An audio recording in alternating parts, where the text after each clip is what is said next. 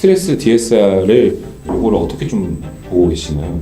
이거는 필수적인 제도예요. 해외들은 이미 하고 있고 선진국들은 우리나라는 안 하고 안 하다가 GST 글로벌 스트레스 테스트 신청하고 그동안은 버텼던 거예요. 이거를 안 하려고. 왜 이걸 하는 순간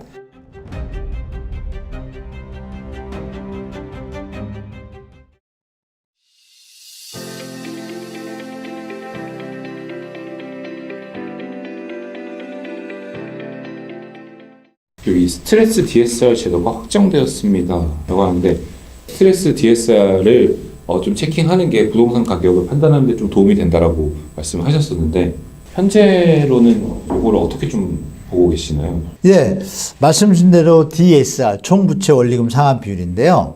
이게 시청자분들 뭐 혹시 그 보도에서 보신 분 계실 거예요. 뭐 BIS 국제결제은행 사무총장이 11월에 한국에 와가지고 한국은행에서 간담회를 했어요. 기자들 모아놓고 간부들 모아놓고 거기서 이제 워딩 다 했는데 그 워딩을 다 오픈은 안 하고 언론엔 좀 끊어서 나왔는데 요점은 이거예요. 지금 대한민국에 리스크가 많은데 구조 개혁을 하고 집값을 낮추면 슬기롭게 잘 넘어갈 수 있을 거라고 믿습니다가 답이에요. 그러면 이해되셨죠? 거기에 전제 조건이 뭐냐면 그 작년 4월에 이미 한은 총재하고 그 이복현 금감원장하고 4월 달에 GST라 그래서 글로벌 스트레스 테스트 DSR을 적용하는 그 모니터를 회의를 하는 데 갔어요. 가가지고 그건 뭐냐면 전 세계 선진국들을 국제결제은행에서 너희 나라의 금융 전문가보다는 국제결제은행이 제일 전문가들이 많아요. 각 나라에서 난다긴다는 분들이 모인다거든요.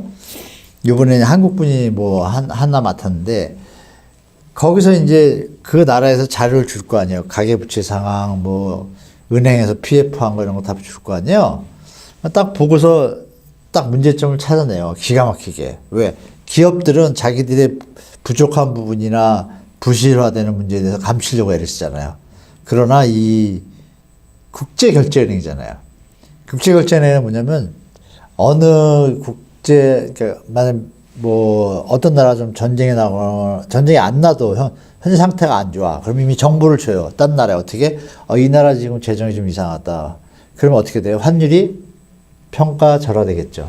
떨어지면 어떻게 돼요? 환율이 막 올라가면 물가가 올라가기 시작하는 거야. 나라 난리 나요. 그래서 함부로 국제결제은행의 말을 거역하지 못해요.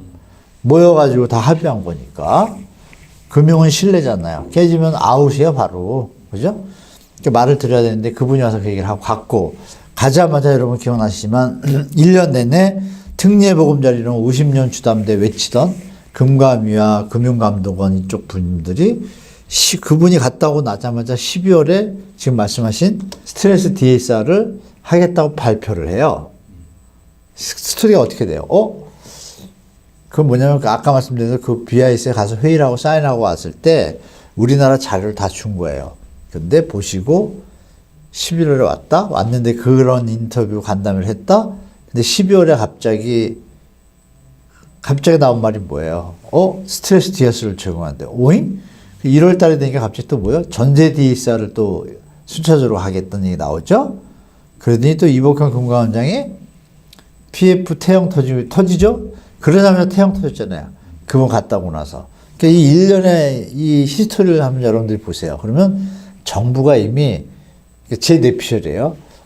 국제결제은행 그 자문 모니터링단에서 무슨 자료를 받았나? 뭐 그런 뇌피셜도 가능하죠? 그렇죠.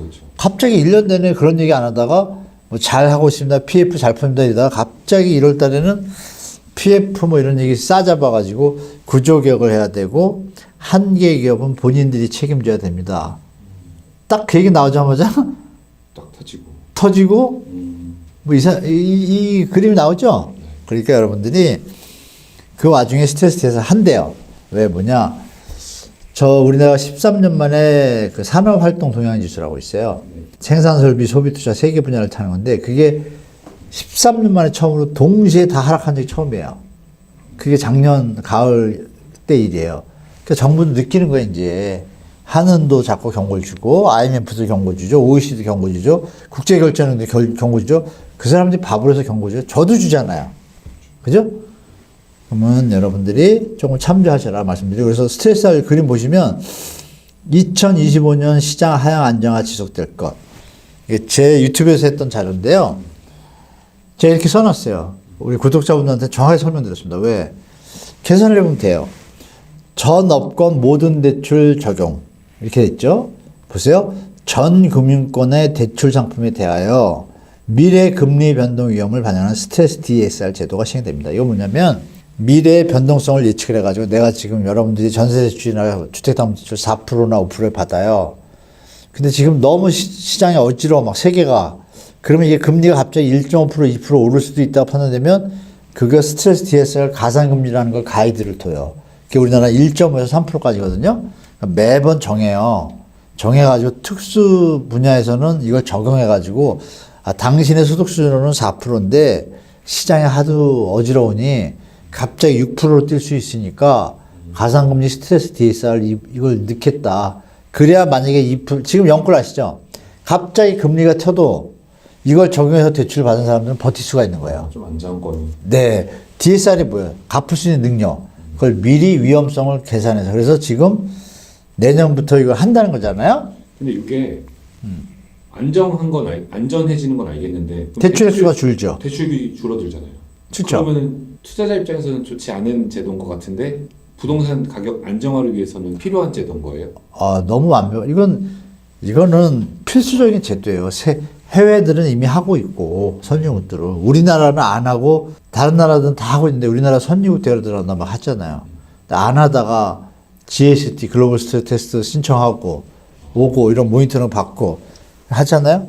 그렇죠. 그동안은 버텼던 거예요. 이거를 안 하려고. 왜? 이걸 하는 순간 말씀대로 대출 금액이 줄어들고 감소하고 주택시장에는 하방 요인이 될 거니까 투자자들 기존 투자자는 안 좋은 영향이겠지만 PF라는 어떤 부분이 겁이 날 수도 있었겠죠. 더 하방으로 가면.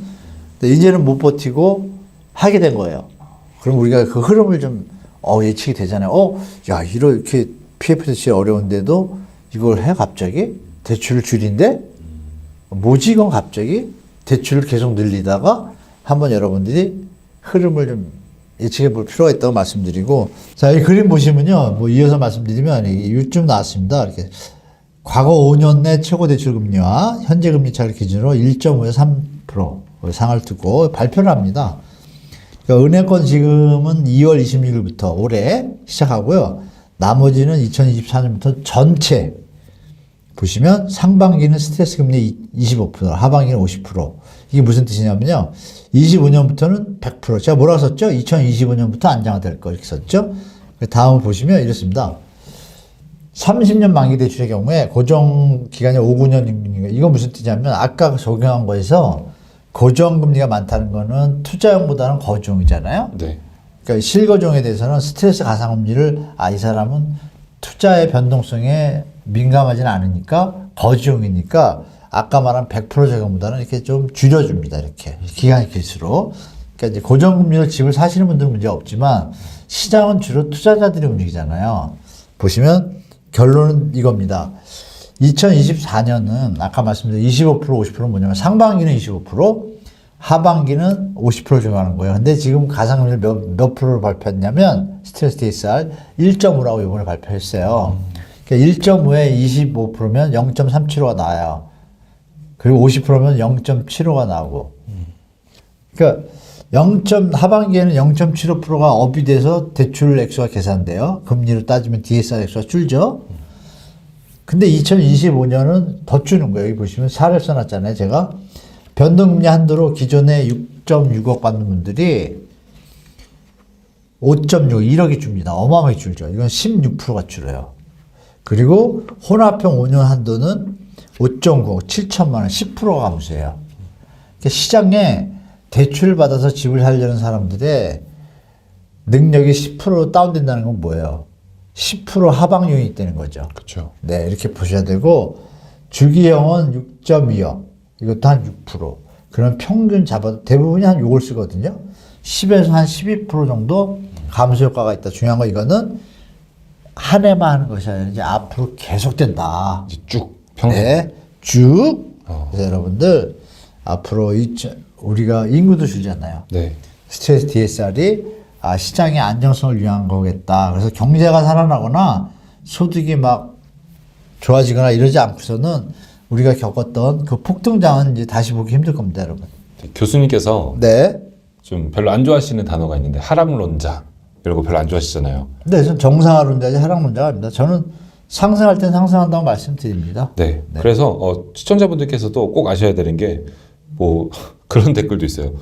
뭐 내려가기를 바라는 사람처럼 말을 한다가 이런 댓글이 있는데 그게 아니라 교수님께서는 가격 정상화가 되어야 되기 때문에 네.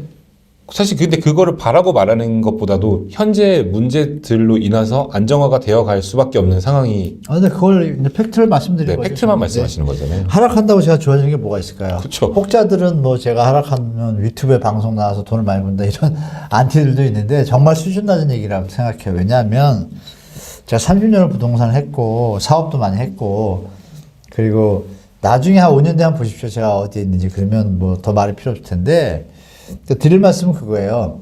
뭐 그런 분들은 또 이런 표현도 쓰잖아요. 고장난 시계라고 2번 만나 이러잖아요. 어쩌다 맞았다고. 근데 제가 지금 한 서너 번 연속 맞췄거든요. 그렇죠. 고장난 시계는 서너 번 계속 맞을 수는 없잖아요. 그렇죠. 또 5번 맞추면 또 뭐라 할 건데요.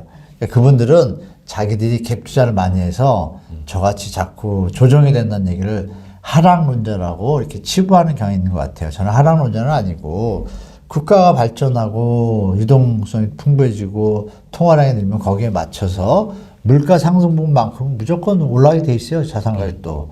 다만 너무 많이 올라가면 거품이잖아요. 그렇죠. 버블은 언제든지 꺼지게 되었습니다. 대한민국뿐이 아니라 전 세계 역사, 경제학 이론에서. 그죠? 그런 부분을 말씀드려서 부류의 영끌, 여러분들 피해보지 말라고는 차원에서 말씀드린 거지. 제 주위에 여러분 친구분들이 저한테 저 때문에 집 산 분들 많아요. 제 동기들이. 한 5년, 10년 전에 제가 왜 집 사라 그랬을까요? 그때 아니잖아요. 살만할 땐 사라 그러고 너무 올랐을 때 지금 굳이 비쌀 때 살 필요 없다. 그럼 정상화 된다면 사라. 그런 뜻이지. 그래서 하락론자는 뭐 하락할 때 하락, 뭐 상승론자다.